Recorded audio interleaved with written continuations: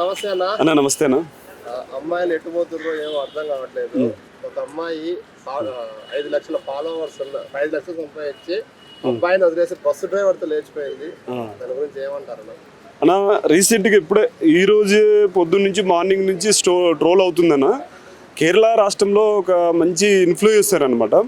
So vlogger ఆర్డే ఆయన పేరు ఏంటంటే, సో వ్లాగర్ ఆర్డే ఆయన.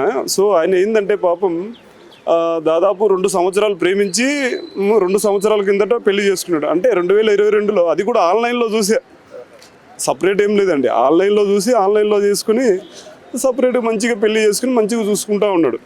సో ఈ టైంలో ఆమె ఏం చేసిందంటే, సింపుల్గా ఒక కోర్సు నేర్చుకుంటాను, నన్ను పలానా జాయినింగ్ చేయించంటే చేర్పించాడు.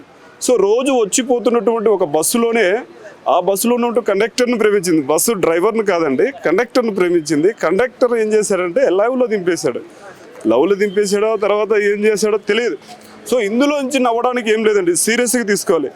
ఆమె జీవితం గురించి ఆలోచించుంటే ఆ పని చేసేది కాదు. సో దాదాపు 10 లక్షలు, 5 లక్షలు కాదండి, దాదాపు కొన్ని వేల మంది, కొన్ని లక్షల మంది ఫాలోవర్స్ ఉన్నటువంటి అతను 10 లక్షలు నెలకు సంపాదిస్తున్నాడు. సో 10 లక్షలు సంపాదించే వాడిని పక్కన పెట్టేసి ఏదో తలలో ఏం కావాలో, ఏదో ఇంకొక సుఖం కావాలో, ఇంకొకటి కావాలో మరి, సో అవన్నీ వదిలేసి నైటే జంపండి. అది కూడా విత్ నైట్తోనే, మళ్ళా నైట్ అట్టనే వెళ్ళిపోయింది. ఆ సీసీ కెమెరాలు చూస్తే షాక్ అయిపోయాడు అతను. సో దారుణం అండి, ఇది పచ్చి దారుణం. ఇది ఈ టైంలో జరుగుతున్నటువంటి ప్రజెంట్ సిచ్యువేషన్లో అసలు పచ్చి దారుణం అండి. చంపడం కన్నా ఇది వేలంటే, చంపడం కంటే ఇదే ఇంకా దారుణం. చచ్చిపోతే వాడు కనీసం పైకన్నా వెళ్ళిపోతాడు, ఇది ఇంకా మరీ దారుణం. వాడు బతికిండే ఏం లాభం? వాడే అంటున్నాడు, అతనే అంటున్నాడు. ఏమంటున్నా అంటే, ఒక మాట అంటున్నాడు, నా భార్య ఏ పర్పస్ మీద వెళ్ళిందో ఆమెను ఏమనొద్దు, చూద్దాం, వెయిట్ చేద్దాం, ఏముంది స్టేట్మెంట్ ఏమి ఇస్తుందని ఎదురు చూస్తున్నాడు. ఎవరు? అతని భర్త. సో ఈ మేఘాన్ని ఆమె వెళ్ళిపోయింది కదా, అఖిల్ అనేవాడు, ఆర్డే అఖిల్ అనేది కేరళలో పెద్ద ఫేమస్ ఇన్ఫ్లుయెన్సర్, యూట్యూబర్ అనమాట. సో మంచిగా ఫార్మ్స్ చేసుకుంటూ ఫేమస్ అయ్యాడు. రీసెంట్గా సినిమాలు కూడా నటించాడు అతను. సో పాపం బాధపడుతున్నాడు. ఒకటే మాట, నా భార్య ఏం చేసింది అవుట్ ఆఫ్ క్వశ్చన్, వెళ్ళినాక స్టేట్మెంట్ చూసినాక ఏదైనా మాట్లాడదామని చెప్పాడు. సో ఇది చేయడం అనేది తప్పండి ఆమె చేయడం. చాలా మంది నెక్స్ట్ వచ్చేవాళ్ళు ఇట్లా ఇటువంటి సంఘటనలు చూస్తే నెక్స్ట్ ఏ హస్బెండ్ అయినా భార్యను బయటికి పంపించాలన్నా, ఉద్యోగం చేయించాలన్నా, లేదంటే అవునన్నా అన్న, పక్కాగా ఏంటంటే ఇబ్బంది పడ్డాయేమో కానీ భయపడతారన్న. సో భయపడిపోతున్నారు, ఎందుకంటే మనిషి నడవడికలో మార్పు వచ్చేసింది, మనిషి వస్త్రాధారణలో మార్పు వచ్చేసింది, మనిషి పట్టుకునే బ్యాగులో మార్పు వచ్చింది. ఒకప్పుడు తగిలించుకునేది ఆడది బ్యాగ్, అంత చిన్న బ్యాగ్ వేసుకుని, ఈ బ్యాగులో ఏముందని అడగచ్చు, ఆ బ్యాగులో ఎన్నో రకాలు ఉంటాయి. కానీ నేనేమంటున్నా అంటే, అన్నిట్లలో మార్పు వచ్చింది, ఈ మైండ్ సెట్లో కూడా మార్పు వచ్చింది. సో ఆలోచించే విధానం వచ్చింది. చివరికి ఏం వచ్చిందంటే కామం వచ్చింది.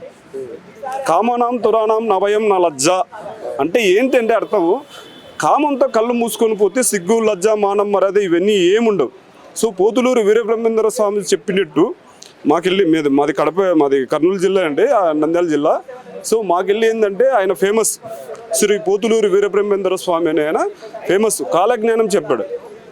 ఇది కలియుగంలో కామం అనేది అతిగా పెరిగిపోతుంది. సో అతిగా పెరిగిపోయి ఇలాంటి సంఘటనలు జరుగుతాయి. అబ్బాయిలు కూడా చాలా మటుకు రేపులు మడ్డలు చేస్తున్నారండి. ఎందుకు చేయట్లేదు? పెళ్లి కాని గురించి చెప్తాను. అవునండి, పెళ్లి కాకముందు చేస్తున్నారంటే ఓకే, దాన్ని కూడా యాక్సెప్ట్ చేయను. సో పెళ్ళైన తర్వాత ఒక బాధ్యత, రెస్పాన్సిబిలిటీ, తర్వాత పిల్లలు, పెద్దలు అని వీళ్ళందరినీ గౌరవించుకుంటూ ఒక బాధ్యత, రెస్పాన్సిబిలిటీగా వెళ్ళిపోవాలి.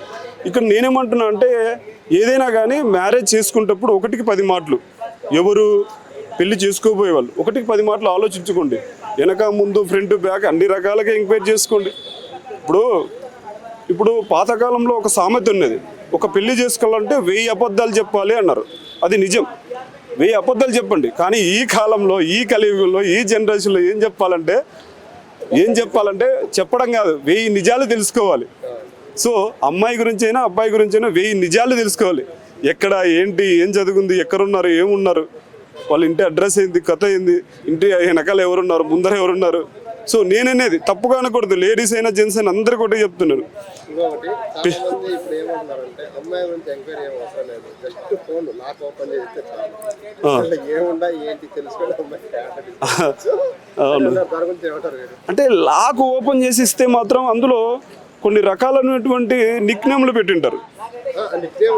నేను చెప్తాను, ఉంటాయి ఉంటాయి. ఇన్స్టాగ్రామ్, ఫేస్బుక్ ఓపెన్ చేస్తే ఇంకా నిన్నెందుకు పెళ్లి చేసుకుంటుందామా?